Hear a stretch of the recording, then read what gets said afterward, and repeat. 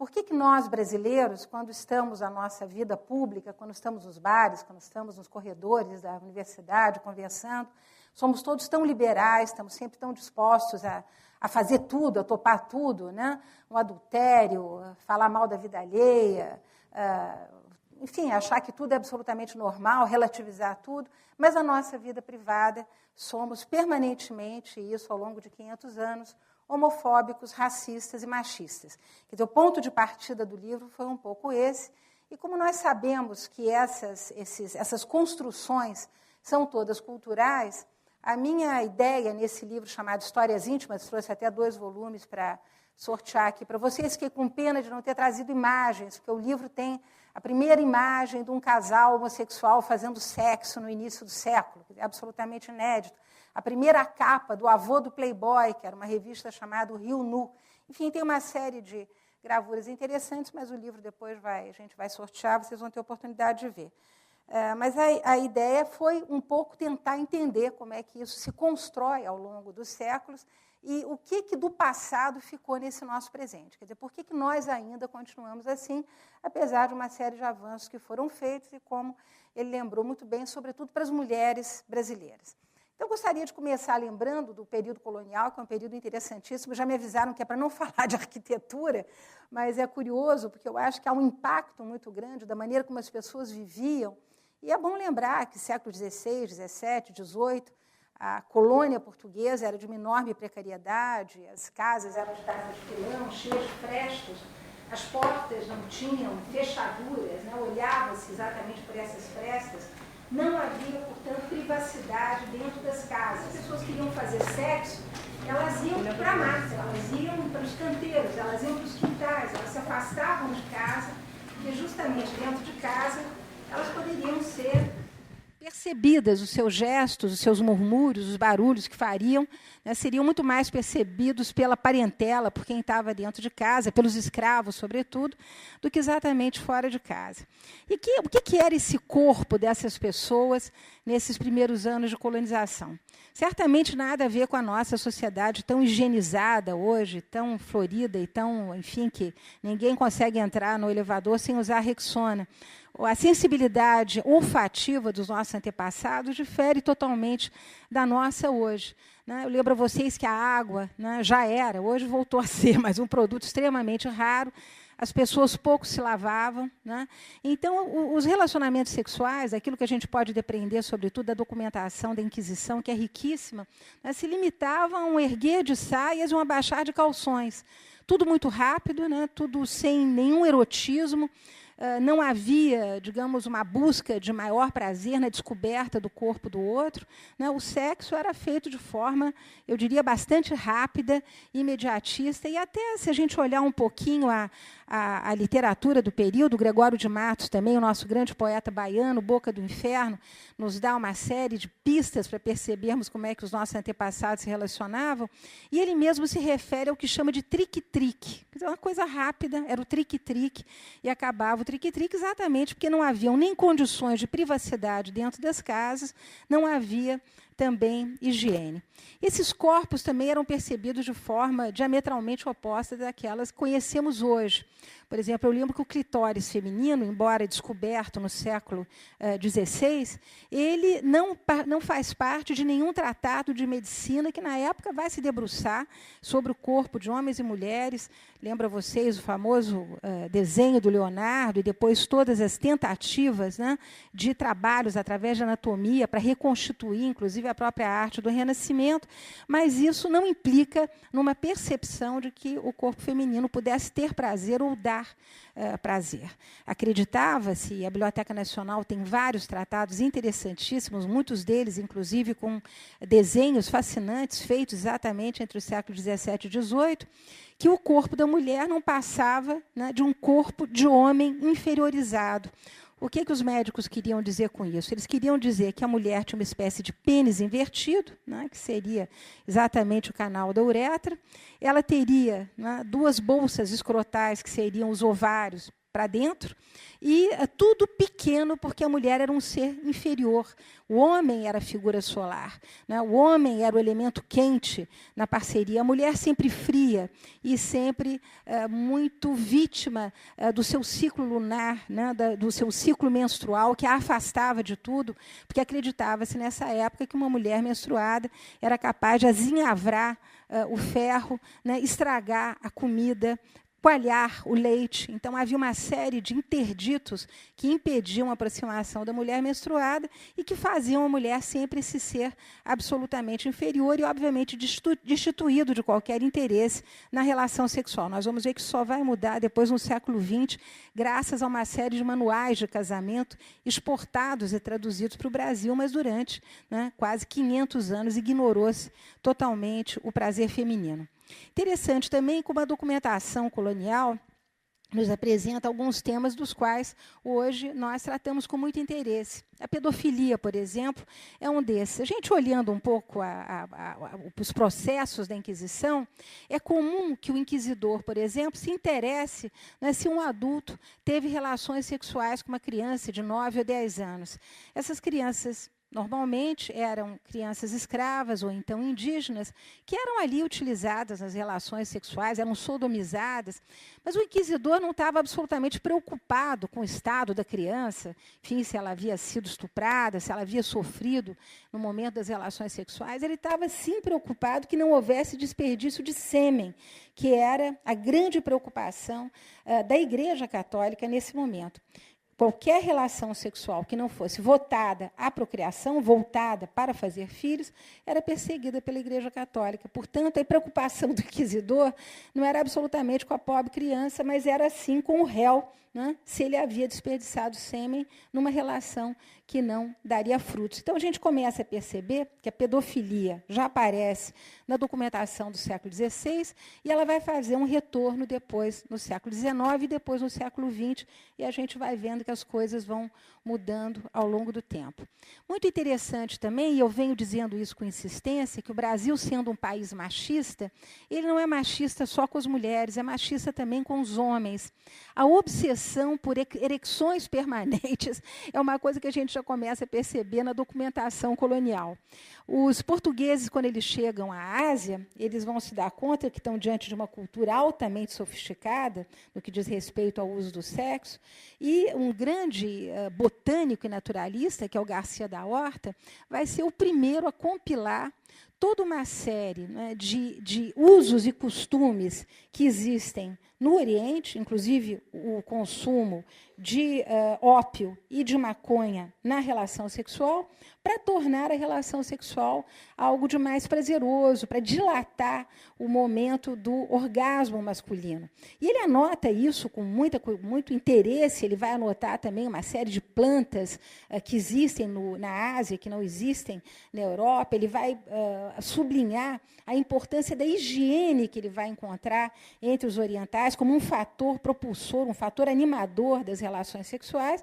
Não preciso dizer a vocês que o Garcia da Horta foi perseguido pela Inquisição e teve a sua obra toda queimada e confiscada. Mas a verdade é que esse interesse, digamos, por tudo aquilo que pudesse erotizar a relação sexual, levou também a perceber que na Ásia havia uma série de estímulos para que o homem tivesse ereções, enfim, seguidas, à base de remédios, à base de conhecimentos, volto a dizer, fitoterápicos, de ervas. Quer dizer, há um interesse que vai ser apropriado e que nós vamos ver depois aparecer aqui no Brasil uma série de viajantes que, passando aqui, já na época dos holandeses, vão perceber que os brasileiros comiam muita banana, porque eles associavam comer banana com o funcionamento melhor da sua banana.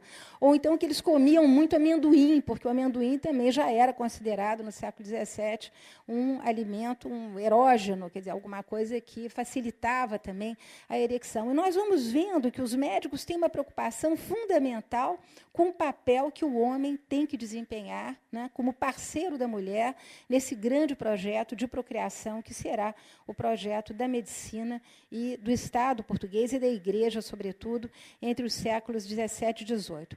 Mas, ao mesmo tempo que há, digamos, essa ênfase, há esse interesse da medicina em se debruçar sobre o corpo de homens e mulheres, né, aliás, as mulheres não só tinham os órgãos todos menores, eram consideradas seres inferiores, mas acreditava-se ainda que o útero da mulher podia se deslocar dentro do corpo dela e chegar até a garganta, sufocando-a, se ela não tinha relações sexuais suficientes e, sobretudo, se ela não engravidasse. É o nascimento da histérica que o Freud, nós estávamos falando de Freud, vai analisar depois no século XIX.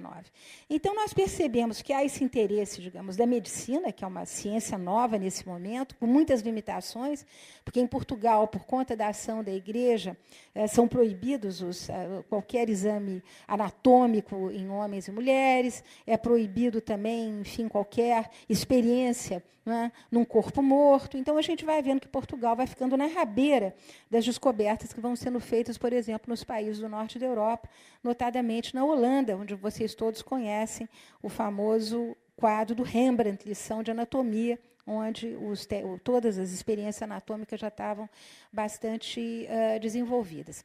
Mas, junto com esse interesse da ciência, o que nós vamos ver é uma ação da Igreja. A Igreja Católica se reúne no Concílio de Trento em 1535 para lutar contra a chegada do protestantismo, e o que ela define nesse momento é que o escopo, o alvo, a coisa mais importante do mundo é a família católica.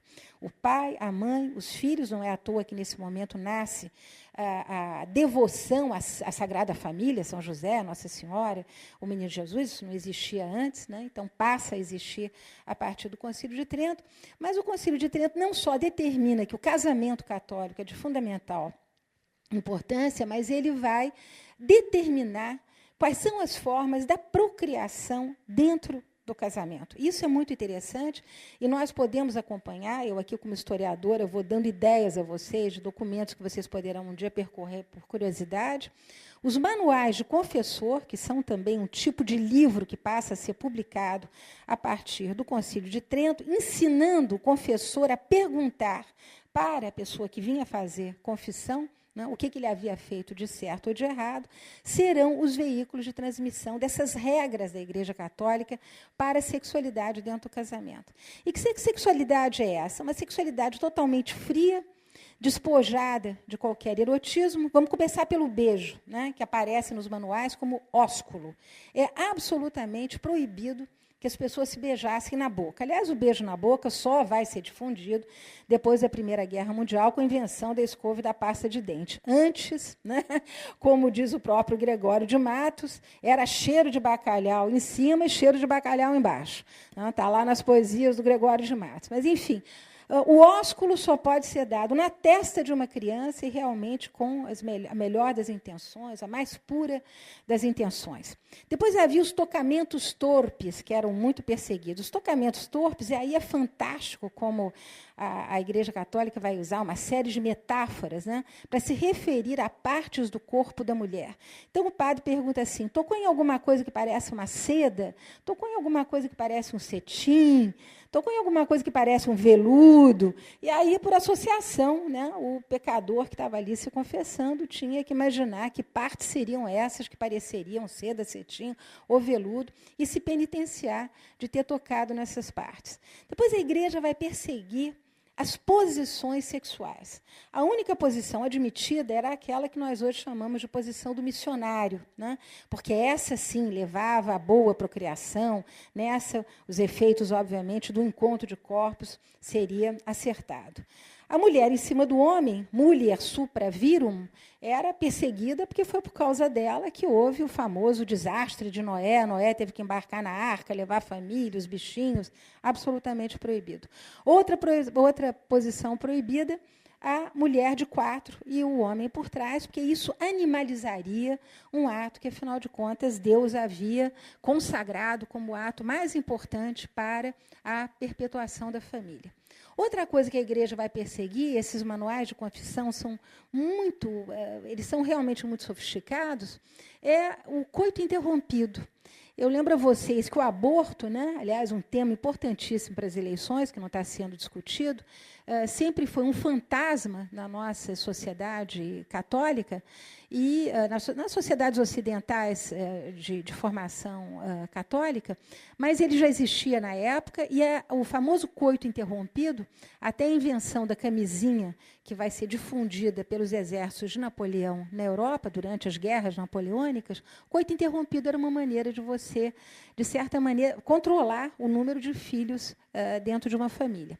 Coito interrompido também, o padre vai perguntar para o coitadinho do pecador: você interrompeu o coito com sua mulher? E isso era pecado absolutamente gravíssimo. Em geral, as pessoas tinham que fazer jejum toda sexta-feira, né, e a missa, ficar segurando uma vela. Enfim, havia toda uma série de penitências que são aplicadas, e a gente percebe que a igreja vai entrando lentamente na vida dos casais, e ela vai, de certa forma, desconstruindo um erotismo muito livre, que a gente percebe, inclusive, na documentação da Inquisição.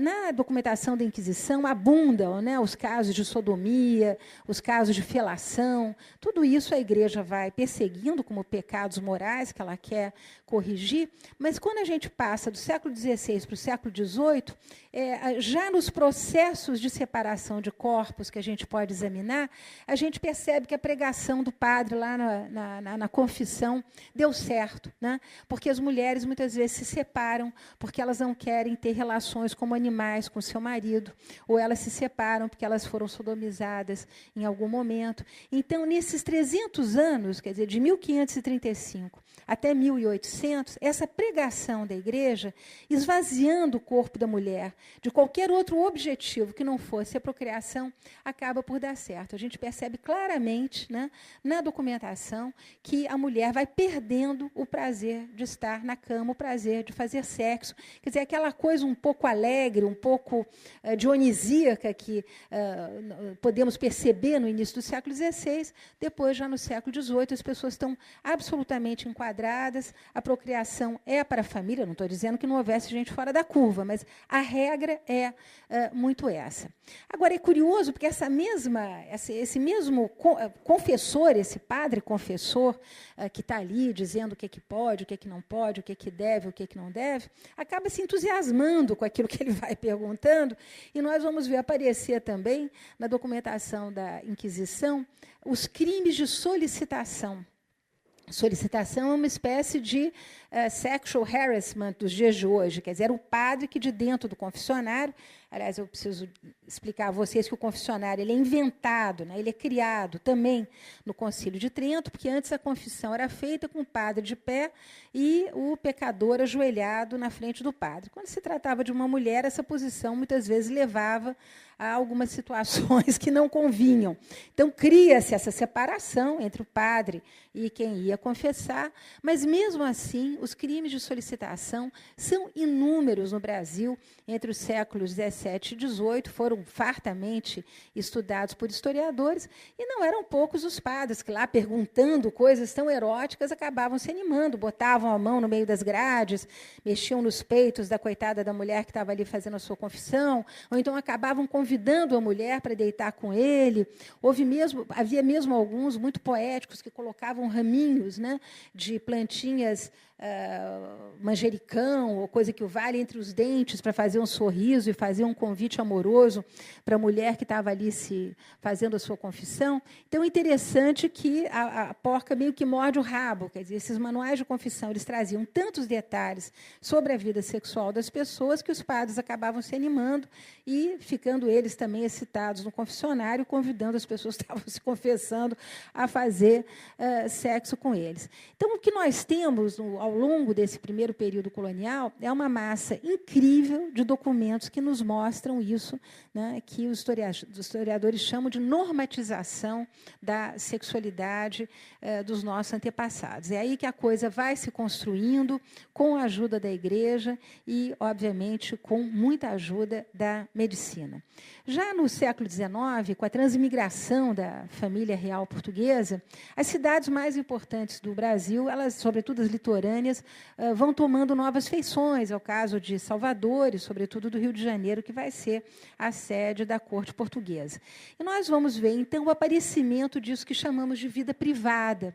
Quer dizer, se antes não havia privacidade, porque as casas eram de taipa de pilão, cheias de frestas, as portas não se fechavam, havia uma distância enorme de uma casa para outra, a partir dessa, digamos, dessa animação urbana que vem com a corte portuguesa, a ideia de privacidade também começa a ganhar os seus foros, né, de estabilidade. Todo mundo quer morar melhor. A gente, olhando os jornais dessa época, a gente percebe que, sobretudo, os estrangeiros que vêm para o Brasil têm exigências que os nossos antepassados luso-brasileiros desconheciam. Eles querem água perto de casa, eles querem ter cocheiras perto de casa, as casas começam a ganhar um número maior de quartos, aparece com muita recorrência, não só leilões de móveis importados, mas venda de móveis importados. Então, se antes as pessoas faziam amor na rede ou na esteira, a partir do século XIX, aparece a cama, que antes não existia, era coisa de bispo, né? O bispo, quando viajava, ia fazer as suas visitas pastorais, ele levava uma cama dobrável, mas raramente a gente vê cama, a não ser nos ex-votos do século XVIII mineiro, aqui e ali aparece uma caminha, um catre, mas aí os quartos começam a ganhar envergadura. No quarto tem sempre uma cômoda, em cima da cômoda tem sempre uma opção de santos, é a chamada cômoda dos santos. Em cima da cama, dessa cama que acabou de chegar da França ou da Inglaterra, tem sempre um crucifixo que acaba mexendo cada vez que a cama mexe, por conta das relações sexuais que as pessoas têm. Então, a sexualidade começa a ser vigiada muito de perto pela igreja, e é curioso como, também através da documentação, a gente vai percebendo a normatização da sociedade brasileira. Logo que a corte chega, é uma pândega geral, porque a Carlota Joaquina, todo mundo sabe, né, a mãe de Dom Pedro I, era uma mulher que tinha uma vida bastante livre, ela vivia separada de Dom João VI, tinha seus companheiros, tinha seus amantes, uma mulher brilhantemente inteligente, tinha projetos políticos também para ela. E o próprio Dom Pedro I, como vocês sabem, então aí todas as biografias, só no Arquivo Nacional nós temos registros de perto de 63 filhos bastardos de Dom Pedro I, com tudo que se passasse, quer dizer, com tudo que se lhe passasse na frente, né? Criadas, artistas, mulheres da pequena burguesia comerciante do Rio de Janeiro. Ele realmente, numa época em que não havia controle, enfim, não havia pílula, não havia nada, Dom Pedro I deixou a sua marca pelo Brasil afora. Muito interessante, quer dizer, dos aspectos da sexualidade real, é a correspondência dele com a nossa Domitila Marquesa de Santos, curiosíssima correspondência que eu tive a oportunidade de ler muito de perto, em que ele fala sem pejo, né, do desejo dele.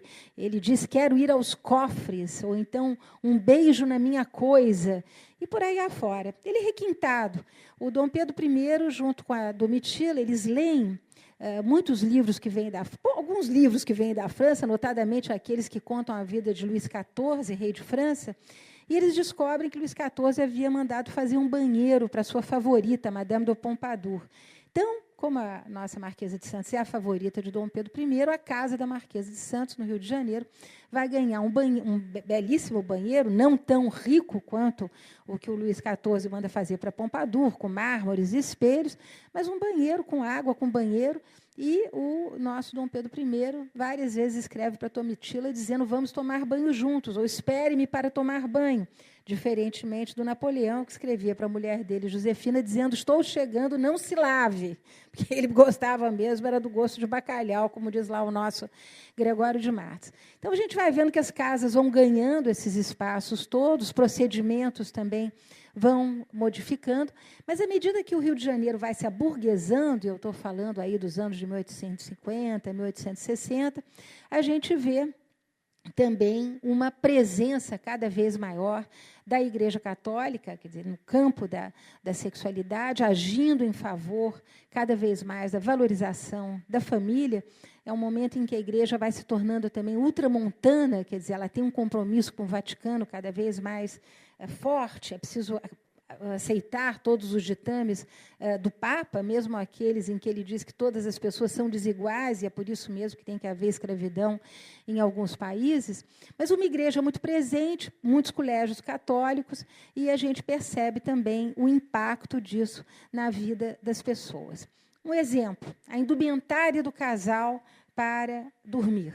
Grandes camisolas, quem quiser visitar o Museu Imperial de Petrópolis vai ter o prazer de ver esse tipo de vestimenta para a noite. Homens e mulheres, portanto, com longas camisolas, com uma abertura na frente, em geral, com um dito qualquer do tipo Deus proteja esse lar, ou Deus proteja essa família.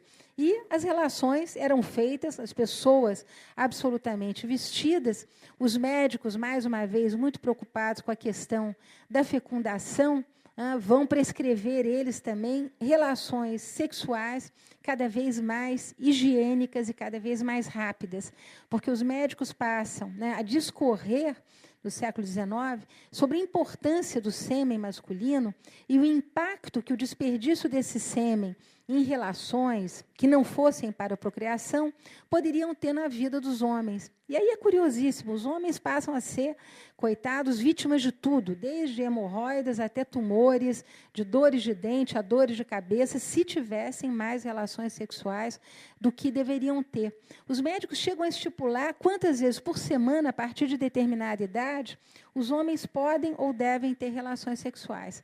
Até 25 anos, eles podem ter 3 relações sexuais por semana. A partir dos 50 anos, uma relação a cada 3 semanas. Senão, as consequências seriam dramáticas. Estupores, morreriam do coração. Então, a gente percebe um avanço cada vez maior da medicina também sobre essas questões de sexualidade, que foi o que o Michel Foucault, que vocês devem conhecer, pelo menos de nome, estudou com tanto empenho. Agora, vocês devem estar se perguntando, bom, mas com tanta repressão, com tanto fechamento, onde é que estava o prazer? E aí nós vamos voltar lá para a minha tese, essa de que o brasileiro tem 2 caras. O prazer estava fora de casa. O prazer estava sempre com a outra. Muito interessante nós começarmos a nos darmos conta de que essa repressão dentro da família, esse casamento que, mais das vezes, e sobretudo até o início do século XX, aqui no Brasil, foi um casamento de interesse quando se tratava de propriedades, quando se tratava de aumento de número de escravos, interesse quando se tratava de aumentar a influência política ou então tamanho de terras, interesse depois, quando os imigrantes começam a chegar ao Brasil, de que se conservasse a mesma religião, de que se conservasse a mesma língua, a mesma tradição. Nós vamos ver isso entre imigrantes judeus, vamos ver isso entre imigrantes japoneses, vamos ver isso entre imigrantes italianos. Então, essa preservação, essa endogamia, que acabava fazendo casamentos de interesse, ou, enfim, arranjados, prevaleceu no Brasil até o início do século XX. Há possibilidade de felicidade, de prazer, de um erotismo mais livre num casamento cuja finalidade é a procriação, são os filhos e é o interesse? Certamente não. Então, o prazer, a coisa do lazer, a questão do erotismo ficava sempre fora de casa, criando 2 padrões de mulheres no Brasil. Aquelas que se tinha dentro de casa, que era a mãe dos filhos, a santa, e no século XIX nós vamos ver que toda a literatura, sobretudo a dos grandes românticos, José de Alencar e outros, sempre, Macedo, é uma literatura que procura construir essa imagem da mulher imaculada, de uma mulher quase que num pedestal. A questão da virgindade é absolutamente obrigatória. Para vocês terem uma ideia, haviam médicos que, no século XIX, ofereciam nas páginas do jornal a reconstituição do ímen daquelas caídas, aquelas perdidas, que a virgindade era absolutamente fundamental. Então, essa mulher pura, essa mulher identificada com a Virgem, a própria Virgem vai se cobrindo. Só vocês irem aqui no Museu de Arte Sacra de São Paulo, vocês vão ver que as virgens todas do século XVIII e XVII são virgens opulentas, o barroco carrega nos seios, na cintura, são virgens que têm vestes diáfanas, a roupa delas está sempre voejante. A partir do século XIX, Nossa Senhora fica abotoada, assim, até o alto do gogó, aqui toda coberta. A Nossa Senhora do Leite, que era protetora das mães, desaparece, porque a Nossa Senhora do Leite aparecia com o peito de fora. Isso passa a ser completamente proibido. E o que a gente percebe é a criação, então, de dispositivos, né, catárticos para essa sociedade tão reprimida. E um desses dispositivos é o bordel, a maneira do bordel francês. Não preciso dizer que toda a influência da França vai se despejar no Brasil do século XIX, inclusive na arquitetura, como vocês sabem melhor do que eu. A moda é tomar champanhe, a moda é tomar sorbet, não é nem sorvete, era sorbet. A moda são os cozinheiros franceses, a moda é vestir-se à francesa, a moda é ler Chateaubriand ou Victor Hugo, e a moda é, não é, as cocotes, são as prostitutas que, mesmo não sendo originalmente francesas, na maior parte das vezes eram mulheres que vinham da Europa do Leste, mas que, sendo louras ou pintando o seu cabelo de louro, se passavam por francesas. E como dizia o nosso Joaquim Nabuco, tão conhecido de todos vocês, dormir como uma francesa era como dormir com a França. Então, todo mundo queria ir dormir com uma prostituta francesa. E criam-se os bordéis à la française. A palavra trottoir vem daí, né? A palavra maison close também vem daí, para designar esse bordel moderno, onde tudo era permitido, onde as mulheres andavam seminuas, com os chapéus com plumas, onde haviam cenas de safismo num palco. Na maior parte das vezes, as mulheres ficavam nuas tocando piano. Quer dizer, havia uma sofisticação nesses bordéis, como o Brasil não havia conhecido até então. Prostituição, todo mundo sabe, a mais velha profissão do mundo, São Paulo, enfim, aqui a própria cidade, né, todas as vias da cidade que levavam, né, na direção de Sorocaba, por onde passavam os tropeiros que vinham com as suas mulas, né, carregando os produtos para a corte, eram as ruas das casinhas, que era o nome que se dava aos bordéis do século XVIII. Mas, a partir do século XIX, com essa influência francesa, é nos bordéis que vai se operar essa grande transformação. E as prostitutas, né, notadamente as prostitutas estrangeiras, vão ensinar para os brasileiros os refinamentos no que diz respeito ao uso da sexualidade que eles não tinham. O tal do trique-trique do Gregório de Matos vai ficando para trás, e agora o que interessa são relações mais erotizadas, mais sofisticadas, uma descoberta do corpo da mulher. Junto também com esse modismo francês, com o bordel, vai chegando o higienismo, uma certa preocupação com a sífilis, que era o grande temor, né, de todo mundo no século XIX. Quer dizer, a sífilis ela antecede a AIDS dos anos 80, inclusive porque ela deformava, enlouquecia, né, os portadores da doença. Então, são essas prostitutas que vão ensinar para o homem brasileiro um certo cuidado com a higiene corporal, e elas vão introduzir também uma palavra francesa que vai modificar a relação que o homem brasileiro tem com o corpo da mulher, que é a palavra lingerie. A mulher, até o final do século XIX, quanto mais coberta, mais ela atraía. Eu lembro, num livro que eu escrevi, que chama-se História do Amor do Brasil, que a parte mais desejada, mais cobiçada do corpo da mulher no século XIX era o pé. O pé era um fetiche alucinante. Não há um poeta, não há um escritor, quem leu A Pata da Gazela, A Mão e a Luva para o vestibular, deve lembrar disso. Quer dizer, o pé era o objeto de desejo de todos os homens, porque era a única parte do corpo da mulher visto. As mãos, em geral, estavam cobertas por luvas. As mulheres, mesmo para dançar valsa, não podiam tocar na mão do homem, quer dizer, elas eram transportadas na valsa com a mão assim meio suspensa, como se estivesse com nojo daquela mão do homem, que ficava ela também suspensa, levando aquela outra mão suspensa. Então, o pé realmente é o lugar do desejo mais desabrido do homem, e é curioso como andar mostrando a pontinha do pé passa a ser uma preocupação de todas as mulheres da segunda metade do século XIX. O prazer do homem não estava em ver uma mulher nua.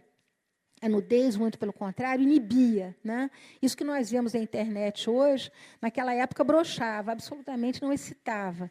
O que excitava o homem era poder tirar a roupa da mulher lentamente, descalçar o sapatinho, né?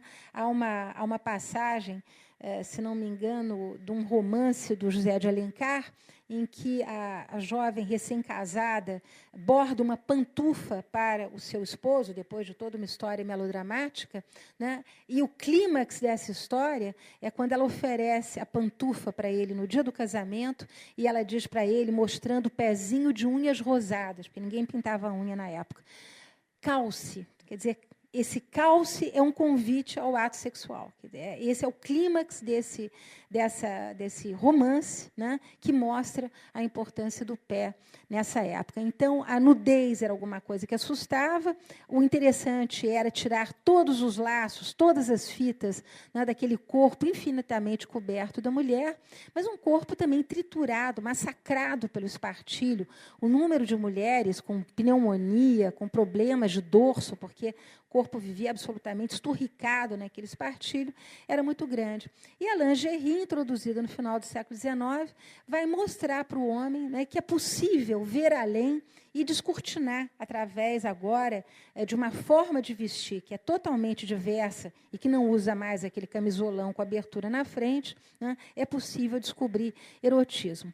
Esse erotismo da lingerie vem também com as revistas pornográficas e a descoberta do nu na fotografia. Vocês sabem que a fotografia é inventada em meados do século XIX. Nós vamos ter, inclusive, uma fotografia jornalística interessantíssima aqui no Brasil com a Guerra do Paraguai, né?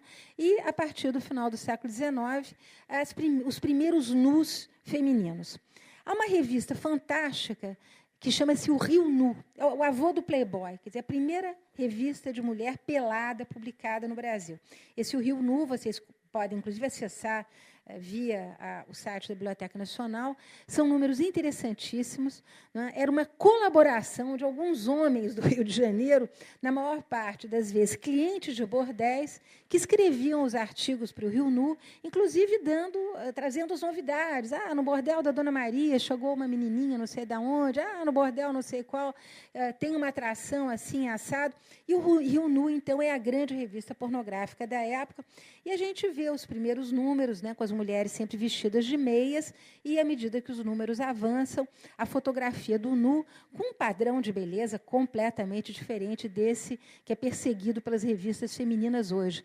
As mulheres, obviamente, cheias de celulite, com barrigão, peitos enormes, gordura, né, era formosura, então ninguém tinha que se preocupar com a balança na época, e a mulher bonita era aquela mulher que, como dizia-se nos bordéis até os anos 70, enchia uma cama. Quer dizer, era importante, né, que o homem tivesse no que pegar.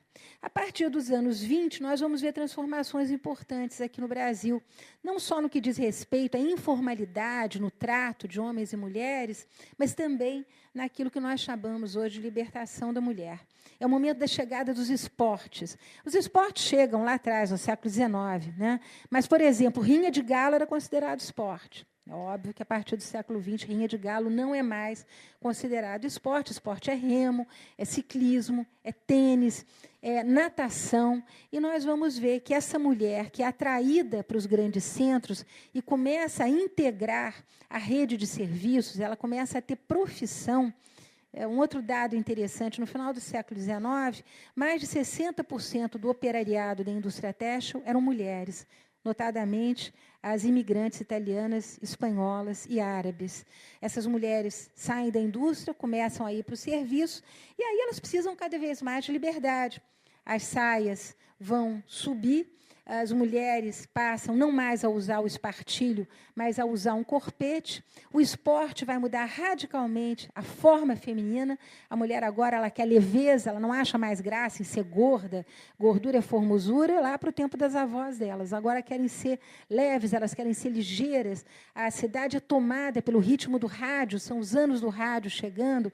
É o filme americano também invadindo a tela, ensinando a beijar, que é uma coisa que não existia, escova e pasta de dente. Também hábitos de higiene, água encanada, né? Tudo isso vai ter um impacto enorme na maneira como as pessoas usam o corpo. Mas essa velha diferença entre a mulher da casa, a mãe dos filhos e a mulher da rua permanece também nos anos 30, 40, 50.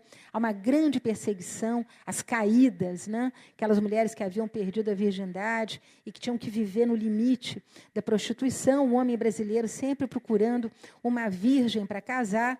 Os manuais de educação sexual da época do Getúlio são sensacionais, também estão aí no site da BN para vocês verem. E aí a gente vê a diferença de gêneros no Brasil nesse período. Manual de educação para rapazes, 14 a 20 anos, um catatal desse tamanho, cheio de fotografias, cheio de desenhos, cheio de explicações, mostrando o que era o coito, como é que se dava, o que tinha que se fazer, como é que era. Manual de Educação Sexual para moças acima de 19 anos e se tivessem noivas. Era a condição de ler o Manual de Educação Sexual. E aí, ali, uma explicação breve do que era o coito. Quer dizer, a mulher continuava sem nenhuma informação sobre sexo, mesmo trabalhando, mesmo ganhando seu dinheiro, mesmo estando na rua. Há um trabalho interessantíssimo de uma grande antropóloga paulistana, Maria Helena Trigo, e ela trabalhou nos anos 70, com as remanescentes daquelas baronesas de café que haviam aqui em São Paulo, e essas mulheres contaram para Maria Helena Trigo o que fora a primeira noite de núpcias delas, ou o encontro com o homem. E uma das coisas mais impressionantes, né, é que essas mulheres iam para o casamento sem saber o que ia acontecer na noite de núpcias. Aliás, essas noites de núpcias costumavam ser momentos tão dramáticos, que a mulher nunca tinha visto um homem nu, não sabia o que o homem queria com ela, que não à toa a lua de mel foi inventada pelos ingleses numa tentativa de afastar a moça da sua casa, né? Porque muitas vezes a moça, diante daquele espetáculo, saía correndo e voltava para a casa do papai e da mamãe. Ela não tinha a menor ideia do que ia se passar naquela noite de núpcias. Então, a Maria Helena Trigo levantou vários desses depoimentos, mostrando que nos anos 20 e 30, apesar do rádio, apesar do cinema, apesar de uma abertura, apesar das mulheres estarem trabalhando, a repressão sexual ainda era uma coisa terrível, e é óbvio que o homem sabia tudo e a mulher não sabia nada. E é exatamente porque o homem sabia tudo, e ele se apresentava como uma espécie de professor que traria, né, os conhecimentos advindos da sua frequência aos bordéis, que alguns manuais de casamento começam a circular no Brasil, pedindo a esse professor, né, que ensinasse para sua aluna, que é a mulher que chega no casamento totalmente ignorante, o que ela deve fazer. Então, há um livro também notável que está na Biblioteca Nacional, que foi um blockbuster nos anos 35, de um holandês chamado Dr. Van der Velde, em que ele ensinava aos casais como gozar. A ideia era chegar junto, né? Então, várias técnicas, várias posições, o que o homem devia fazer, o homem era mais rápido, a mulher era mais lenta, como fazê-la se entusiasmar por essa coisa que para ela parecia, afinal de contas, tão repulsiva, tão sem interesse, afinal de contas, a mulher não gozava, a palavra orgasmo só vai aparecer na imprensa a partir dos anos 80. Então, é muito interessante como esses manuais de educação para o casal começam a circular a partir desses anos 35 e 40. A partir dos anos 50, vocês já devem ter visto em algum momento, os anos dourados, né? As mulheres todas, enfim, com seus cabelinhos bonitinhos, os rapazes todos tentando ser bons profissionais, bons pais de família.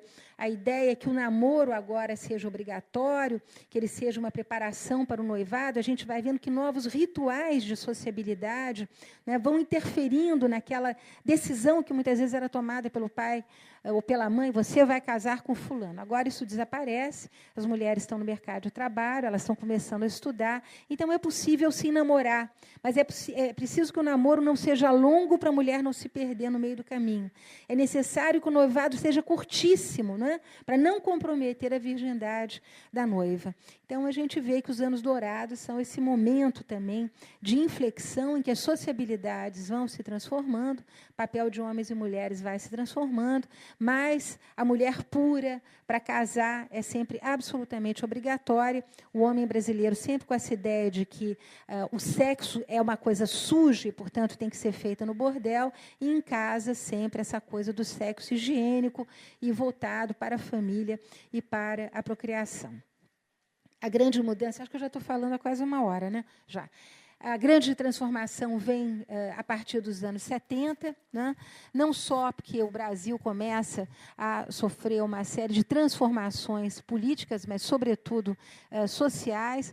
Nós vamos receber uma influência enorme de tudo que está acontecendo fora daqui. Eu lembro a vocês que a época do rock pesado é a época das drogas, a época do grande movimento hippie.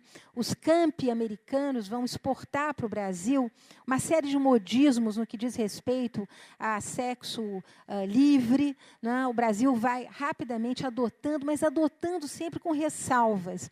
Se vocês quiserem dar uma olhada na revista Ele e Ela, que depois se transformou numa revista pornográfica, a revista Ele e Ela, quando ela é lançada nos anos 70, ela tem por objetivo justamente mostrar, apresentar esses novos comportamentos da sociedade brasileira. Então, as mulheres na capa são sempre tipo as panteras, com aqueles cabelos esvoaçantes, sempre numa atitude, enfim, muito oferecida, muito sensual. Mas os artigos do Ele e Ela são absolutamente os mais conservadores possíveis. As mulheres têm que ser livres, mas elas têm que estar em casa na hora do jantar, fazer um jantar gostoso, acender uma velinha, estar sempre preparada para o marido. As manchetes são exatamente as mesmas que nós vemos nas revistas femininas hoje. Como agarrar um homem, como manter o seu marido em casa. A campanha contra o sexo alegre, aliás, eu gostaria de falar um pouco também da questão da história da homossexualidade no Brasil, sempre perseguida pela Inquisição, perseguida no século XIX, pelos médicos, né, que vão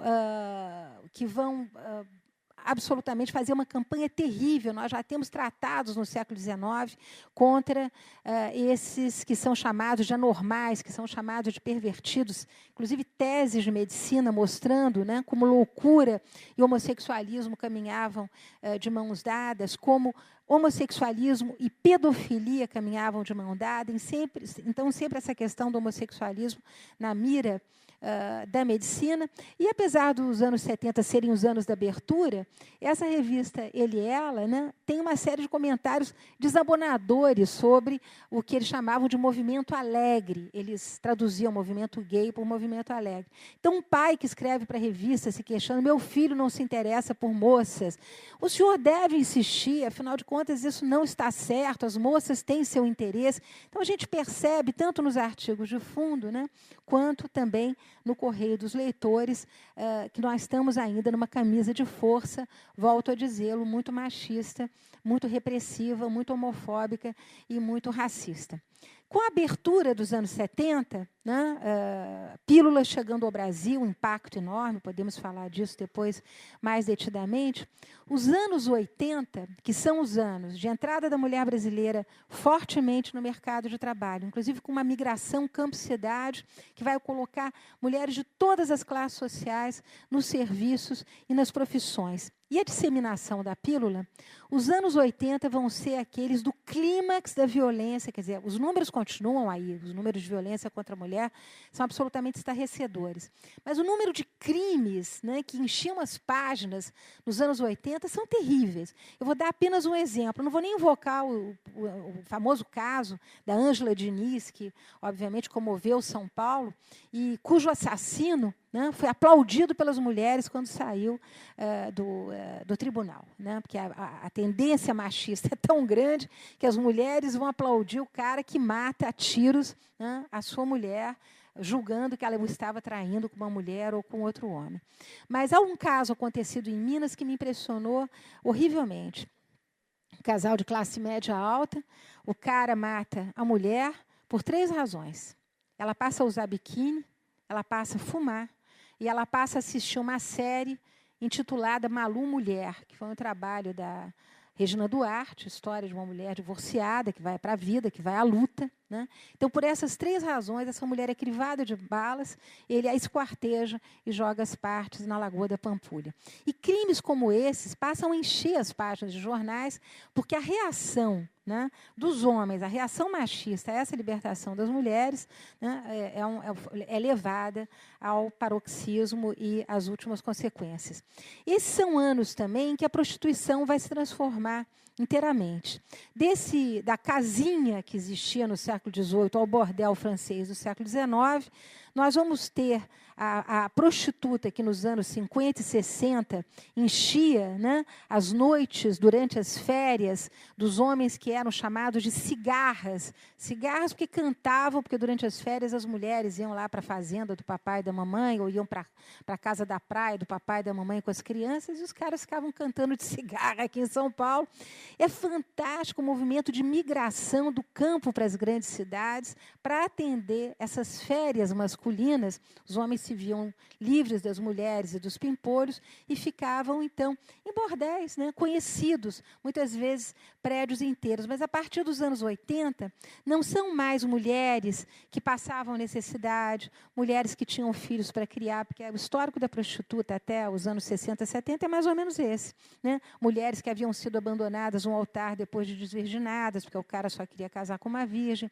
Agora são moças jovens, muitas universitárias, que querem ganhar a vida. É o grande momento da Bruna Surfistinha, uma espécie de pré-Bruna Surfistinha, que nós vamos ver a partir dos anos 80. Mulheres, muitas vezes, com educação superior e que fazem da prostituição um meio de vida como outro qualquer. No final dos anos 80, nós vamos ver, no início dos anos 80, nós vamos ver aparecer também digamos, um momento de ruptura fenomenal com esse crescendo que vinham tendo as mulheres com liberdade, com trabalho e com pílula, que é o aparecimento da AIDS. Como se não bastasse a violência dos homens, a AIDS vai fazer retroagir e vai fazer voltar o conservadorismo à nossa sociedade. A chegada da AIDS é anunciada no Brasil, né, por aquele Cid Ferreira, com uma voz absolutamente gutural, num domingo, naquele programa da Globo, que era o máximo, fantástico. Né, aparece o Cid Ferreira com a voz de quem enterra o defunto, dizendo a AIDS chegou no Brasil e a AIDS é apresentada como uma doença de gays. E aí é dramático, e nesse livro eu exploro bem essa questão, como a comunidade gay, nesse momento, passa a ser visada, como há medo dentro dos hospitais de tratar os gays, como a própria família abandona os seus gays. Não é à toa que o grupo GAPA, que é aquele grupo da Bahia, que é um dos primeiros grupos de organização gay no Brasil, surge exatamente na proteção de muitos jovens que são completamente abandonados pela família e pelas suas comunidades.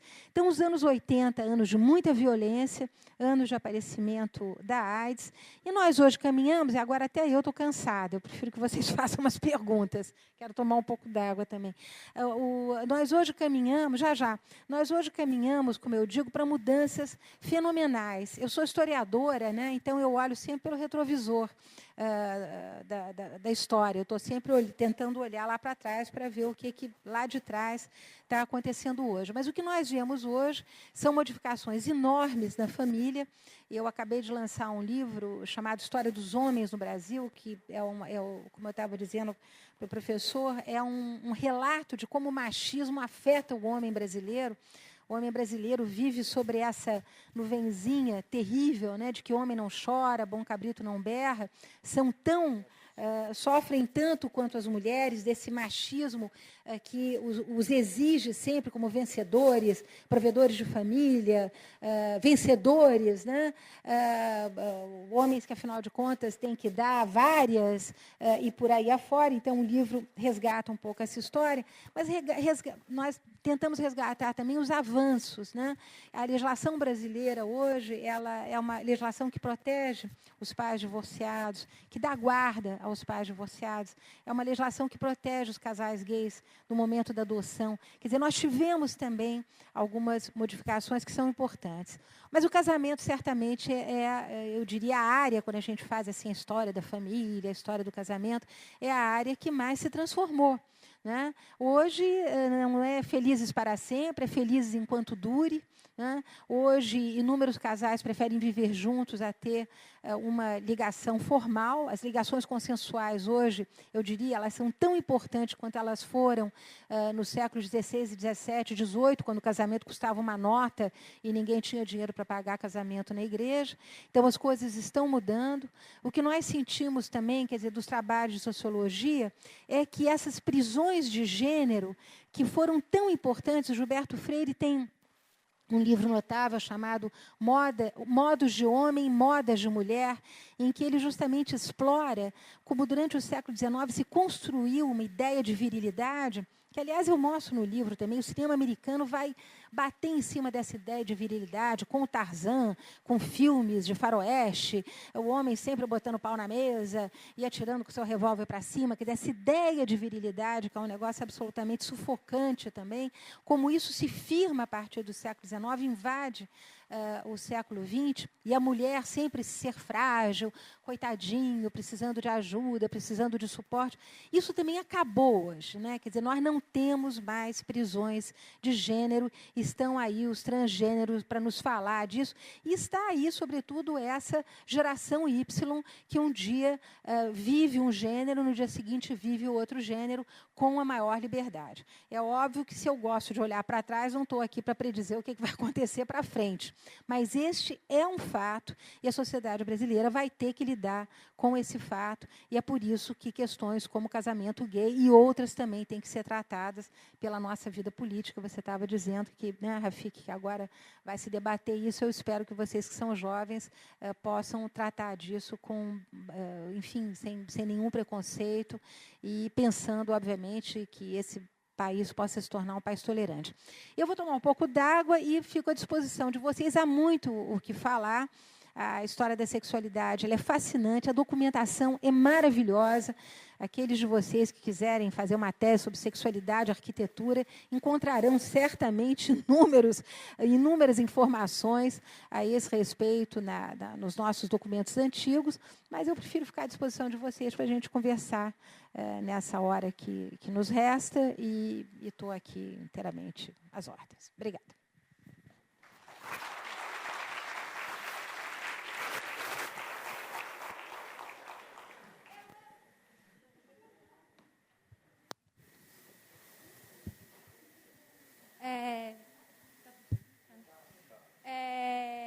Eu fiquei pensando assim, você falou um pouco sobre como a gente foi, né, sofreu uma repressão tão eficaz, né?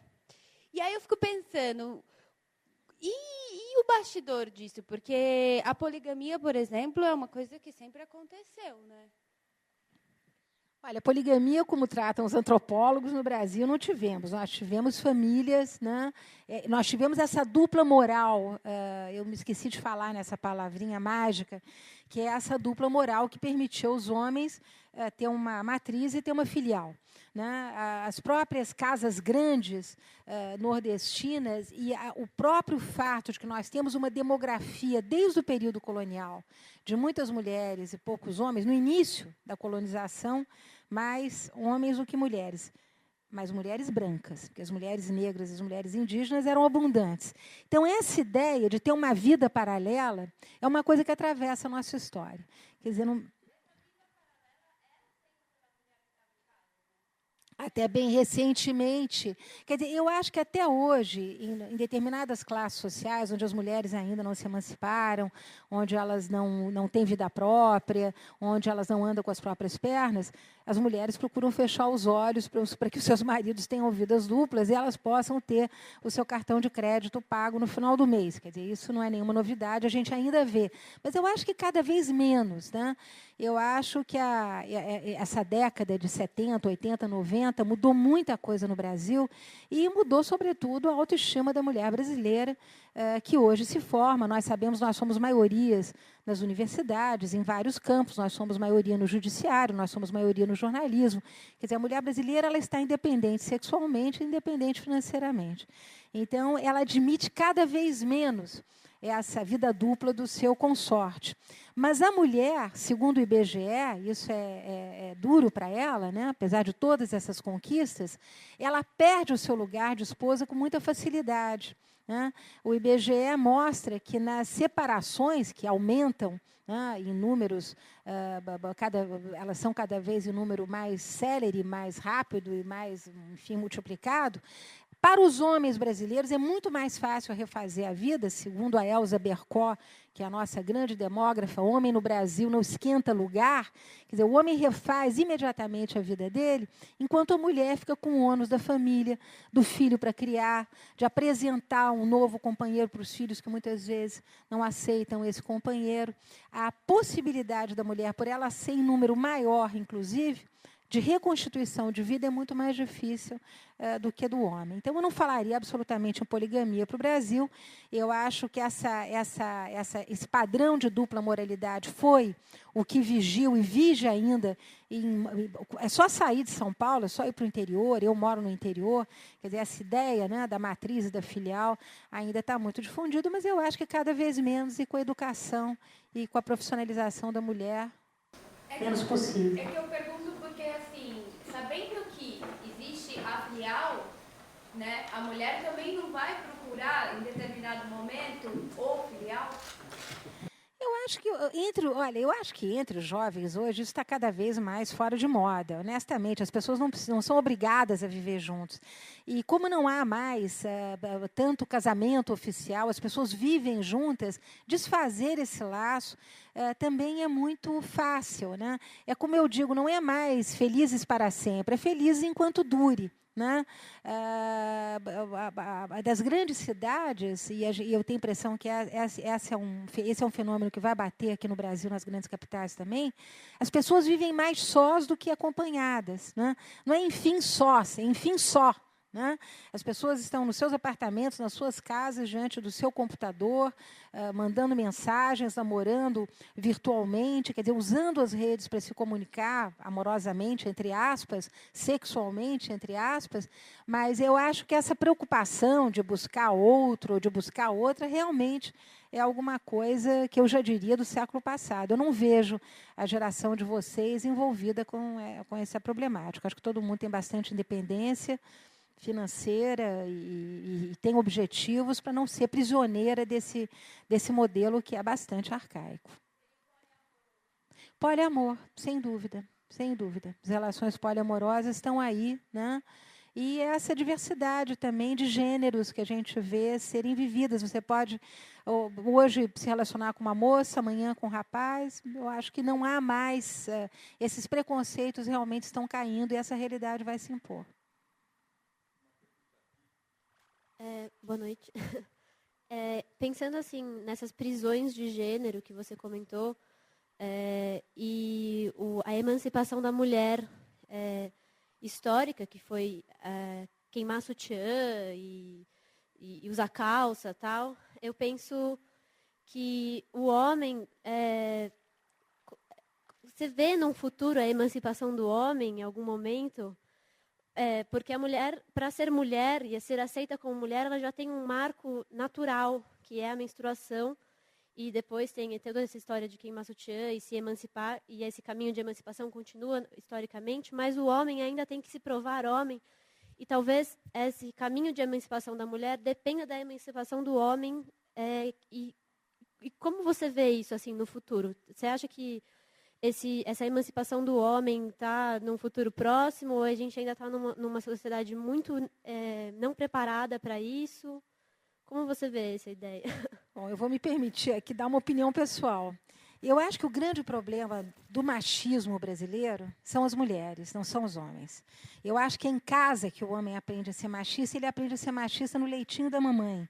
Quer dizer, é a mãe que não deixa o filho fazer cama, é a mãe que não deixa o marido lavar louça, é a mãe que quer ser parecida com a mulher fruta, é a mãe que acha que mulher inteligente é sapata. Quer dizer, esses preconceitos todos que acabam fazendo do homem alguém que precisa de uma mulher para cuidar dele, eu acho que isso vem das casas, infelizmente. Quer dizer, eu acho que o machismo no Brasil ele se perpetua, não porque o homem brasileiro é machista, mas porque a mulher brasileira é machista e ela gosta de ter ali o filho dependente, o marido dependente, achando graça nas bobagens que ela diz, nesse servilismo da mulher o tempo inteiro, né? Uma mulher que só se sente bonita através do olhar do homem. Meu bem, estou bem, preciso perder uns quilinhos, quer que eu faça plástica? Quer dizer, esse arquétipo de mulher que, infelizmente, né, está aí nas revistas femininas, infelizmente está aí nos programas, né, das TVs, as mais vulgares, está aí nessa, como é que se chama isso, esse mundo de jovens artistas e artistas que expõem a sua privacidade sem nenhuma descrição. Quer dizer, é isso, infelizmente, a meu ver, que envenena enfim, a sociedade brasileira. Eu acho que as mulheres são muito mais responsáveis pelo machismo do que os homens. Então, eu acho que quando as mulheres mudarem o seu relacionamento com os seus filhos, com os seus parceiros, eles também mudarão. Agora, as mudanças estão aí. Eu não acho que os homens estejam desatentos. Eu vejo cada vez mais nas jovens gerações homens envolvidos com a paternidade, realmente envolvidos com a paternidade, né, brigando pela guarda dos seus filhos, ou se estão casados, ou se estão numa ligação consensual, responsáveis pelos seus filhos, levam na escola, vão buscar, querem acompanhar, fazem supermercado, dividem as tarefas domésticas. Eu não vejo mais o homem como uma figura dos anos 60 ou 70, enfim, chegou em casa, o reizinho do lar, a mulher vem correndo, meu bem, o que quer. Acabou isso, né? Eu acho que as relações são muito mais igualitárias, mas eu acho que a mentalidade da mulher brasileira tem que mudar radicalmente, né? Quer dizer, é preciso que ela caminhe com as próprias pernas, que ela não... Eu digo que o véu da mulher brasileira, fala-se tanto do chador, das muçulmanas, o véu da mulher brasileira é o espelho, né? Quer dizer, esse narcísico permanente da mulher brasileira, serei gostosa, serei bela, serei a mulher fruta. Quer dizer, esse tipo de questionamento idiota é que tem que desaparecer da nossa agenda. Há tantos projetos coletivos que a mulher brasileira pode tocar de forma inteligente, voltados para a ecologia, voltados para a educação, voltados, enfim, para as populações carentes. A gente pode atuar em milhares de setores, coletivamente, né? Por que ficar na frente do espelho o tempo todo, malhando na academia, em busca da bunda perfeita, que nunca terá? Né? Porque num outro livro que eu fiz, interessantíssimo, eu entrevistei vários cirurgiões plásticos e os caras me respondiam: a mulher brasileira tem um sonho utópico, ela é mestiça, ela tem a bunda da africana, o peito da italiana, o nariz da semita, o braço da portuguesa, e ela quer parecer a Barbie. Não vai dar certo, né? É a glória do cirurgião plástico, que pode fazer 400 operações, mas é a infelicidade da mulher brasileira. Então, eu acho que enquanto a gente se deixar, digamos, ser tomada, possuída pelas revistas femininas que só vendem bobagem, sem nenhuma argumentação inteligente, pelos programas de televisão que são péssimos, pífios, né? O homem brasileiro não vai mudar, porque nós estamos oferecendo para eles o pior de nós mesmas, né? Minha opinião, que não tem nada a ver com as pesquisas de história. Aqui. Eu queria retomar o assunto das DSTs. Tem uma jornalista americana que chama Susan Sontag, que escreveu um livro quando ela teve câncer, que é a doença como metáfora. E ela tenta explicar a sensação que ela teve do próprio corpo traindo ela e o que isso faz a cabeça e a depressão tomar conta das pessoas. E quando a AIDS estourou em Nova York, ela reescreveu esse ensaio do ponto de vista da AIDS, escrevendo a AIDS como metáfora. Eu queria saber a sua opinião sobre esse livro e saber como é que você enxerga o imaginário das doenças sexualmente transmissíveis hoje. Eu acho a Suzana Sontag, eu justamente peguei a Suzana Sontag, porque ela era a rainha dos campi americanos, né, na época que eu estava estudando. Quer dizer, eu tive uma carreira um pouco atípica. Eu fui mãe de 3 filhos antes de poder começar a estudar. Quer dizer, eu sou a típica mulher dos anos 80 que vai à luta para estudar e tenta estudar e sai de um casamento super quadradinho para poder estudar. Então, eu tenho veneração por ela, eu acho os trabalhos todos dela notáveis e li também os trabalhos do filho dela sobre a doença dela. Eu acho que a questão das doenças sexualmente transmissíveis hoje é uma questão de educação, né, e de educação fundamental.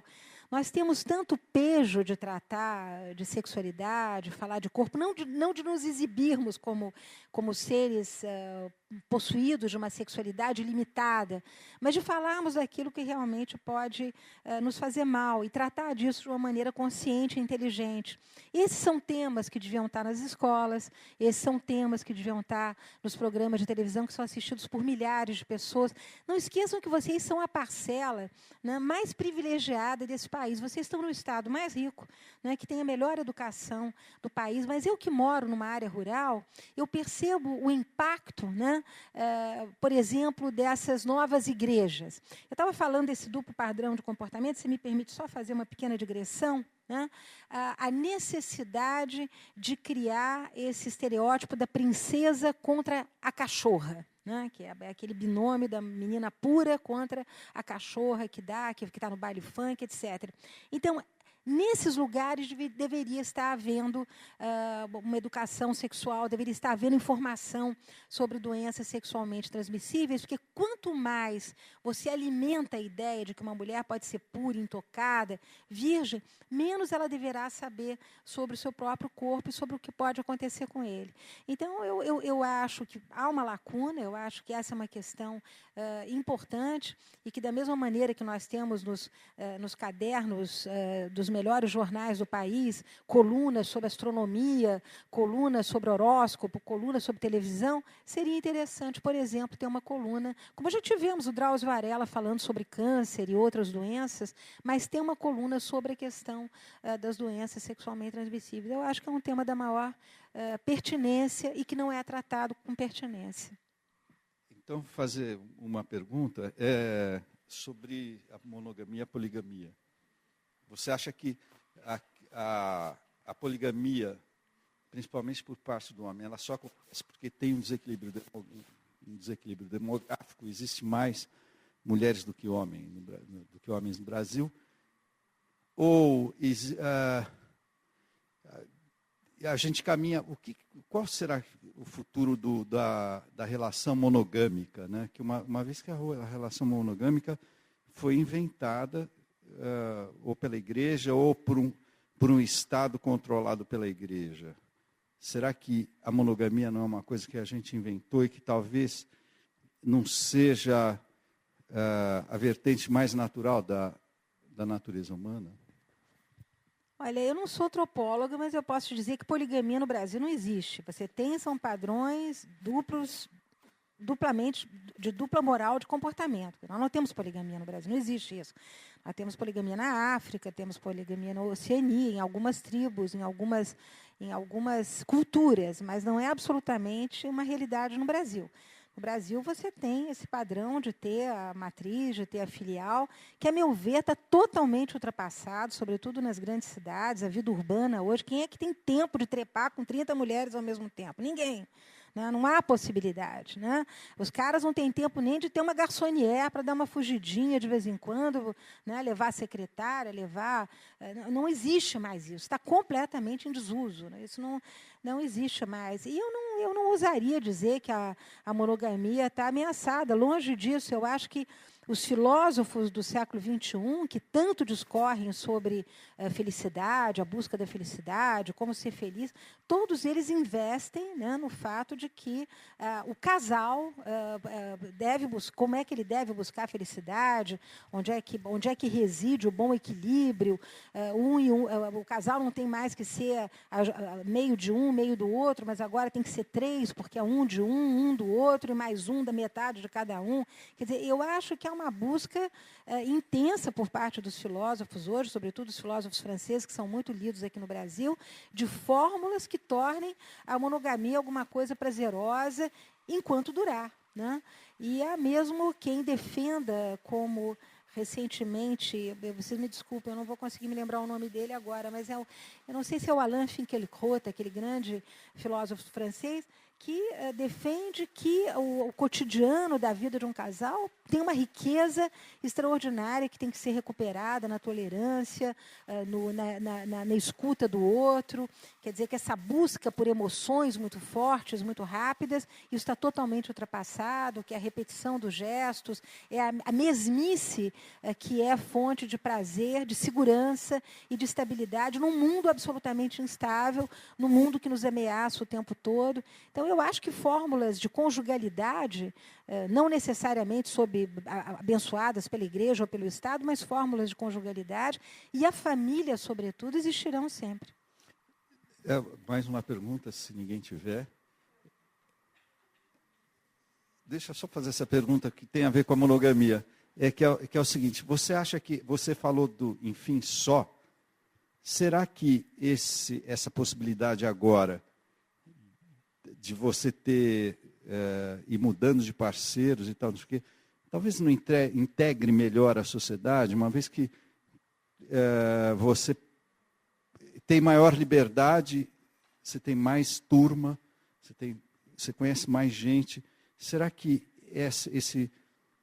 não a dissolução do casamento, mas essa abertura maior, não seja justamente o contrário, as pessoas não fiquem menos sós, menos isoladas, principalmente as mulheres e os homens que se separam?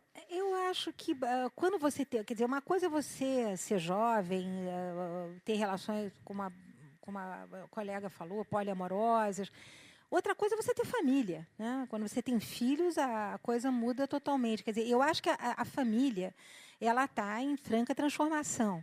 Os sociólogos apontam hoje a existência do que eles chamam de família mosaico, quer dizer, pais, padrastos, mães, madrastas, avós, que têm uma atuação cada vez maior, inclusive financeira, ajudando muitas vezes os netos, porque a gente sabe que a cada descasamento há um empobrecimento, isso não sou eu que digo, é o IBGE, há um empobrecimento de ambas as partes envolvidas. Então, o papel dos avós, amarrando essas famílias cada vez maior, filhos de parceiros diferentes.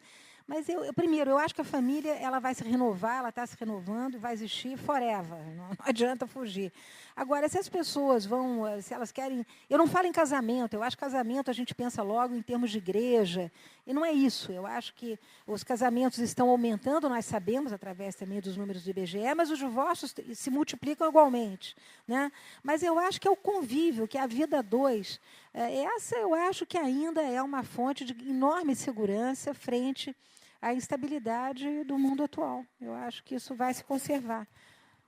Não vejo o fim disso, não. Agora, por exemplo, você tem grandes capitais na Alemanha, você tem grandes cidades na Alemanha, no Reino Unido, na Europa do Norte, onde mais de 50% das pessoas vive só. Quer dizer, vive só e se comunica via internet, ama via internet, trepa via internet. Isso é possível também, é alguma coisa que pode acontecer nas sociedades muito urbanizadas, isso muito de alta concentração de população, como nós temos aqui. Porque ser cidade grande não significa que as pessoas estão aí em todas, né? Não é à toa que o Michel Maffezoli estuda a questão das tribos na grande cidade. Você pode estar numa cidade de 20 milhões de habitantes e conhecer 20 pessoas e ver aquelas 20 pessoas durante 10 anos ou 20 da sua vida. Isso não significa exatamente uma sociabilidade maior. Muito pelo contrário, as cidades grandes, com a dificuldade de mobilidade, os problemas econômicos, as pessoas estão muito mais restritas às suas casas do que jamais estiveram. Oi, boa noite. Essa pergunta remete mais uma curiosidade minha. Desculpa, estou falando certo? Que é estranho ver a voz assim. No começo da conversa, você falou da vida colonial e antes dessa normatização da sexualidade que a Igreja Católica acabou trazendo, impondo na vida íntima do brasileiro, eu tenho curiosidade de saber como eram os relatos de relações homoafetivas nessa época.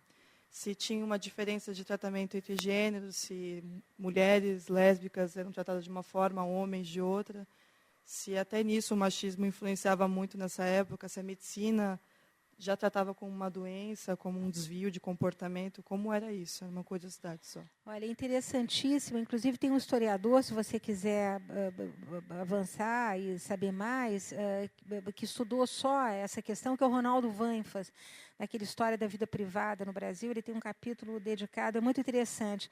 O machismo, quer dizer, como eu disse a vocês, o clitóris feminino é descoberto no século XVI, descoberta que passa absolutamente desapercebida. O corpo da mulher é um corpo inferior, né, com menos capacidades, os ossos das mulheres são mais moles, a sua ossatura é frágil, as suas carnes são moles, quer dizer, sempre uma depreciação do corpo feminino muito grande. E os sodomitas são perseguidos, como eu já disse a vocês, porque eles desperdiçam sêmen, não porque eles têm prazer fazendo sexo anal, mas porque eles desperdiçam sêmen fazendo sexo anal. Mas nós temos vários registros de casais de homens, né, circulando na sociedade colonial e tendo uma vida afetiva, inclusive pública, de se pentear publicamente, de trocar presentes publicamente, de se fazer agrados amorosos publicamente. As mulheres, o machismo é de tal ordem, né, que os inquisidores insistem em ver as relações homoafetivas femininas como jogos de criança, brincadeiras de meninas, né? E o único caso que nós temos bem estudado, bastante consistente, é de uma baiana cuja alcunha, eu não me lembro se o nome dela era Isabel, mas a alcunha era a do veludo, porque ela usava justamente um consolo de veludo. E ela dava surras homéricas nas amantes dela, quer dizer, ela desperta mais atenção por usar esse consolo de veludo e por bater nas amantes, porque ela era extremamente apaixonada e muito ciumenta, do que exatamente por essas, aspas, brincadeirinhas que os inquisidores achavam que as mulheres eram capazes de fazer entre elas. Tanto é que nós não temos uma condenação, né, por homoerotismo feminino, mas temos condenações por homoerotismo masculino, por desperdício de sêmen.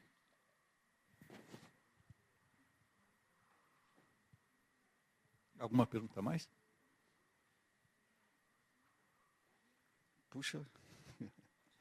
Posso só complementar, porque eu achei a questão dela interessante. E no século XIX, quando aparecem a literatura pornográfica chega ao Brasil, e são, sobretudo, romances franceses, porque a pornografia francesa sempre foi extremamente sofisticada, não só o Marquês de Sade, mas nós vamos ter uma série de... Na Biblioteca Nacional de Paris tem um setor, se vocês algum dia quiserem visitar, chama-se o Inferno da Biblioteca Nacional, onde você só tem obras pornográficas publicadas no século XVIII. Essas obras são traduzidas para o português de Portugal, e aí é muito interessante porque há um fundo moralista permanente, adotado pelos portugueses. Os franceses não, suruba total, vale tudo, histórias fantásticas, extremamente bonitas, incríveis, com desenhos. Mas quando isso chega em Portugal, não só os portugueses, por uma questão de prurido religioso, vão traduzir, é engraçadíssimo. Pica, por exemplo, vira Torre de Marfim. Não tem mais, o nome é Torre de Marfim. E tudo vai sendo substituído, mas as histórias de lesbianismo são incríveis. As mulheres sempre morrem. Elas morrem porque elas ficam exaustas, elas têm toda sorte de doenças, né? Mas eles descrevem, né? Até o meu livro traz uma descrição de uma dessas histórias. Mas o final das pessoas envolvidas é sempre dramático, quer dizer, tem esse fundo moralista que é introduzido em Portugal, né? As mulheres sempre ficam exaustas, morrem das doenças mais horrorosas que você possa imaginar, exatamente porque tem essas práticas. Então, o fundo moralista imposto por Portugal é permanente. Nada, você estava falando, eu li um livro de um escritor inglês sobre a história da pirataria. Uma das primeiras cidades republicanas nas costas da Algéria, e que era uma cidade governada por piratas, e o mandato deles tinham 4 anos, né? Tinha que ser um pirata muito experiente para ser prefeito da cidade, e era uma cidade laica, e lá ele pega um código dos muçulmanos que, para você praticar sodomia, não poderia ser infiel.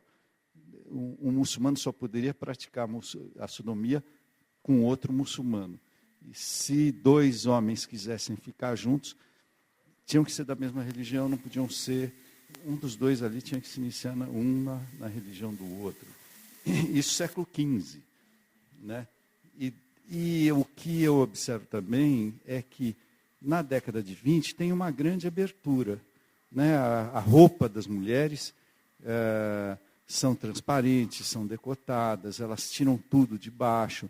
Agora passou aí um filme do Woody Allen, que tem uma festa que você percebe que todas as roupas são transparentes. E eu fui num museu de moda e você percebe muita transparência na década de 20. E eu assisti um filme do Tarzan, da década de 30, que o Tarzan e a Jane estão seminus no filme.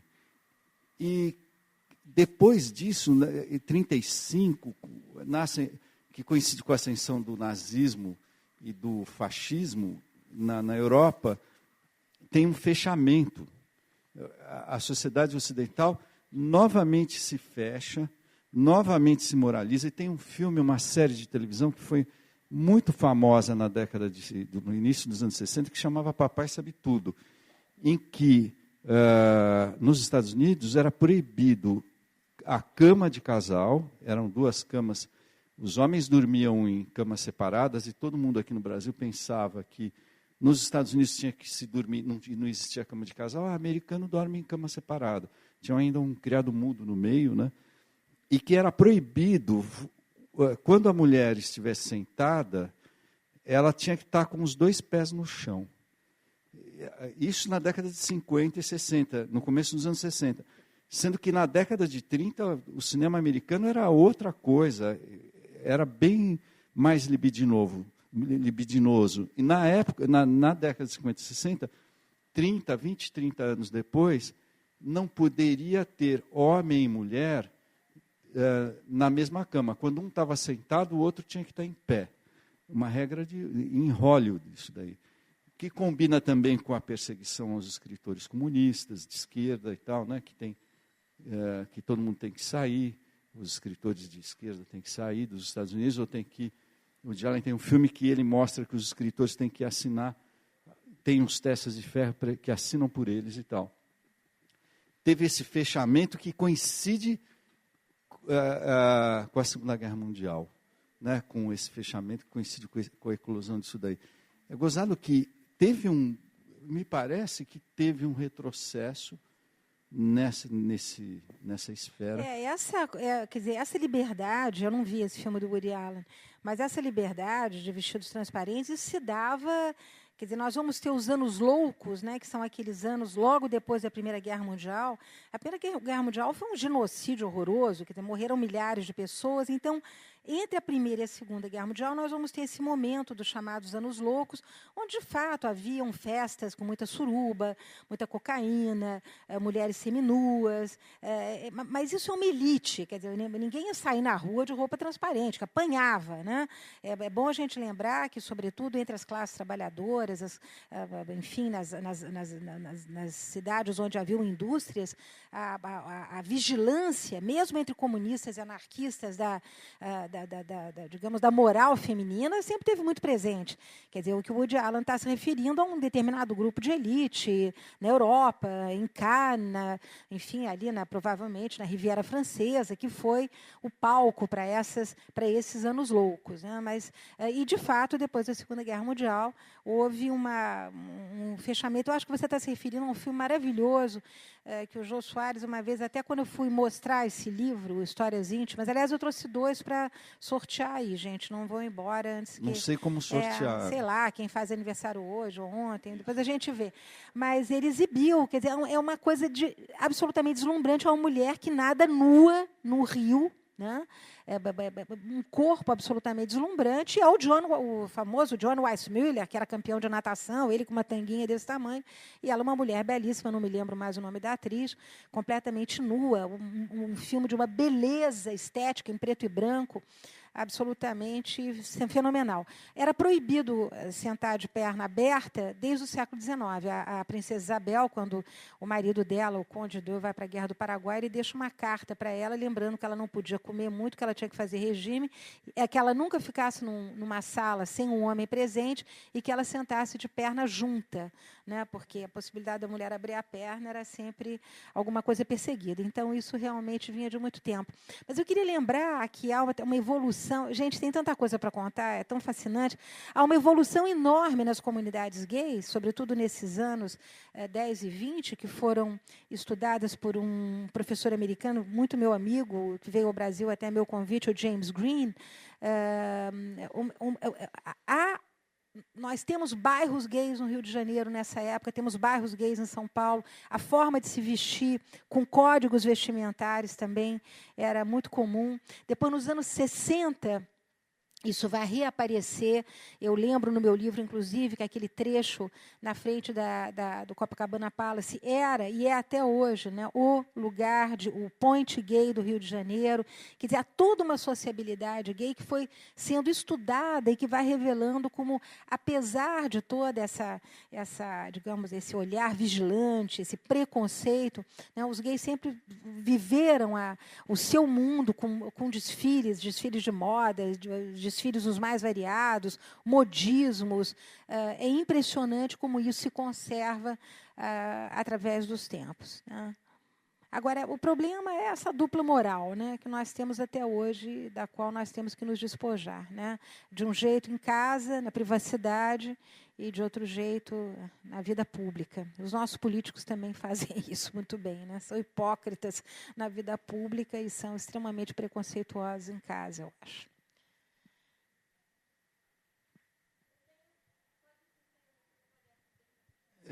Tem duas.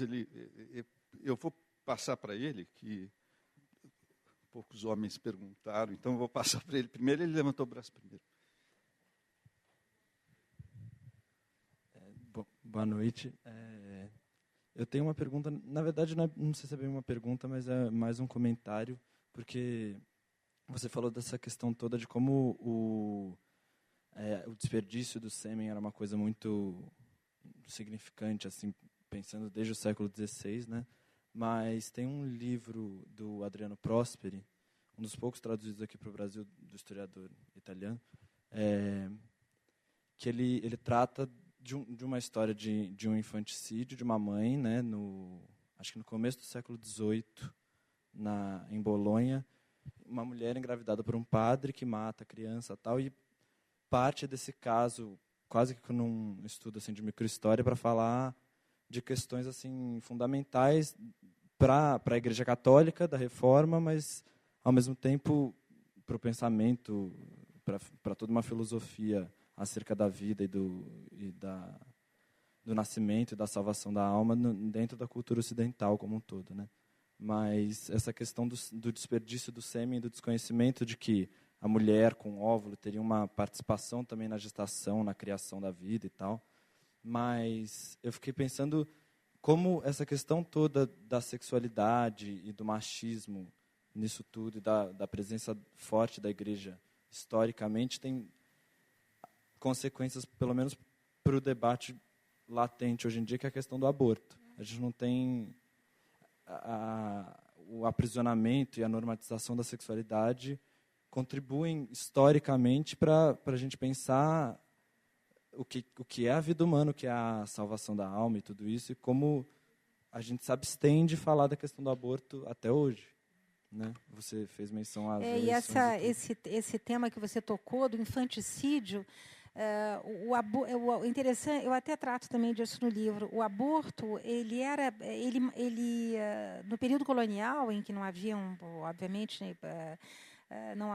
as questões de higiene eram dramáticas, preferia-se ao aborto o infanticídio. O infanticídio foi largamente aplicado no Brasil, né? Quando a gente vê pais jogando criancinha da janela, ou esse crime bárbaro dessa criança lá no Rio Grande do Sul, da madrasta que vem, mata, elimina, né? E fora os mortos anônimos, né, que nós não conhecemos, crianças que são deixadas aí nos lixões da cidade. o infanticídio era tão aplicado e praticado aqui em São Paulo, que no século XVIII nós temos várias pastorais do bispo de São Paulo, desesperado, porque havia um lixão aqui ao lado do convento de Santa Teresa, onde as mães largavam seus filhos. A janela do quarto do bispo abria para o lixão, e ele dizia que ele via de manhã os porcos comendo os corpos das crianças, os cachorros revirando os restos das crianças. E é muito interessante, porque a igreja não pune o infanticídio por uma razão curiosíssima. Ela acreditava que a alma só entrava no corpo da criança depois do batismo ou 30 dias depois do nascimento. E no corpo das mulheres, como as mulheres eram seres inferiores, 45 dias depois. Então, nessa época, podia matar tranquilo, não ia fazer a menor diferença. Depois de batizado, ia fazer falta um anjinho do céu, né? Porque batizado vira anjo. Antes não fazia a menor diferença. Então, o infanticídio foi largamente praticado no Brasil, muito mais do que o aborto. O aborto é uma realidade do século XIX e, como hoje, é uma realidade da mãe pobre, né? Eu trabalhei com teses de medicina do século XIX, início do século XX, médicos, né, que vão tratar de mulheres que abortavam, porque já tinham 8, 9 filhos, não tinham como criar mais uma criança, então preferiam abortar. E aí você tem realmente essa visão do aborto como a solução da mulher carente, que é uma visão terrível. E o aborto no Brasil devia ser tratado como um problema de saúde pública e não de, enfim, essas baboseiras todas religiosas ou as pessoas se omitindo de falar dessa questão. Mas é o que eu digo sobre as mulheres brasileiras. Machistas não abrem a boca, porque deviam estar organizadas hoje, inclusive nas redes sociais, tratando e militando em favor, como foi feito na França, todos os intelectuais, todos os artistas, assinando uma carta que obrigou o governo francês a transformar o aborto em uma questão de saúde pública. Mas é incrível essa insensibilidade que nós temos frente à criança que morre, ela vem justamente do infanticídio, que você tão bem lembrou, e que antecedeu de muito a prática do aborto. Porque acreditava-se que era possível abortar comendo feijão com sal, ou tomando chá de alguma coisa que era vendido aí, milhomem, ou ervas as mais variadas, que eram vendidas pelas curandeiras nos seus tabuleiros, nas ruas das cidades coloniais depois do século XIX. Mas o aborto realmente feito por aborteira é uma prática que se dissemina no século XIX, um momento em que nós temos concentração urbana, mulheres trabalhando, mulheres pobres, abandonadas pelos seus cônjuges muitas vezes. Só para te dar um número, infanticídio e abandono de criança abandonada na rua. A Santa Casa de Misericórdia do Rio recebeu mais de 20 mil crianças em menos de 50 anos, porque as mulheres não podiam criar os seus filhos e enjeitavam os filhos, deixavam naquela famosa roda, né, botava a criança, tocava um sininho e saía correndo, né? Falta de amor materno, mulheres horrendas, malvadas, bruxas, não. Muitas dessas mulheres procuravam identificar os seus filhos, veja bem que curiosidade, com nomes insólitos. Então, dava o nome da criança de Napoleão, ou então de Marco Antônio, de Júlio César, para identificar a criança, se ela pudesse um dia voltar. Não ia ter 2 Napoleões, não ia ter 2 Washington, entendeu? Eram nomes estranhos na época, que todo mundo chamava João, José, Paulo, nome de santo. Então, esses nomes romanos ou nomes ingleses eram dados a essas crianças. Muitas vezes essas crianças eram abandonadas com um bilhetinho da mãe dizendo: estou abandonando por extrema pobreza, quando puder virei buscar. A história do amor materno também por trás dessa questão do abandono de criança. Mas é dramático e nós hoje não nos sensibilizamos com morte de criança, porque o infanticídio no Brasil foi uma prática corrente, é ainda uma prática corrente. Entre os índios, super comum, gêmeos, o mais fraco era deixado, tanto é que nas cartas jesuíticas, é o que eu digo, a gente fuça, tem tanta coisa para contar. As cartas jesuíticas do século XVI, os jesuítas muitas vezes saíam no meio da noite aqui no litoral de São Paulo para desenterrar criança que era enterrada. O gêmeo mais fraco era sempre sacrificado pela mãe, porque ele ia pesar na tribo, né? Então, é uma prática comum no Brasil, o infanticídio. É curioso como os artistas brasileiros, ao contrário, são muito pouco engajados em qualquer tema dessa natureza, né? E muitas vezes, quando os artistas brasileiros, estou falando da televisão, se engajam em qualquer tipo dessa luta, a televisão existe uma censura absurda, né, contra esses. A gente tem vários casos na Globo, né, de artistas que são um pouco afastados. E agora as novelas tratam desse... A Avenida Brasil, acho que tem uma criança que é abandonada no lixão, né, e cresce e tal, né? Tem uma história ali na Avenida Brasil do lixão. Mas, enfim, a pergunta dela. Boa noite. Eu gostaria de saber, você como historiadora provavelmente deve ter estudado muito, não só sobre esse tema no Brasil. Eu gostaria de saber se você tem algum artigo ou algum livro falando sobre outras culturas de outros países também. Eu ia a São Paulo até para lançar um livro que eu adorei fazer. Eu adoro o que eu faço, eu sou maníaca por história, que trata da questão do sobrenatural e da chegada do espiritismo no Brasil. E aí eu vou para os Estados Unidos, porque as irmãs Fox, o famoso batida na parede, alô, alô, espírito, quem está do outro lado nasce nos Estados Unidos. Eu digo até que antes do jeans e do hambúrguer e do tênis, o primeiro produto de exportação americano foi o chamado spiritualism, que depois vai dar no espiritismo, que são as mesas volantes. E aí eu trato também dessa questão do sobrenatural na Europa, na França, na Alemanha e depois no Brasil. Mas eu adoro o que eu faço, então, para mim, fazer tudo isso é o maior prazer. Obrigada.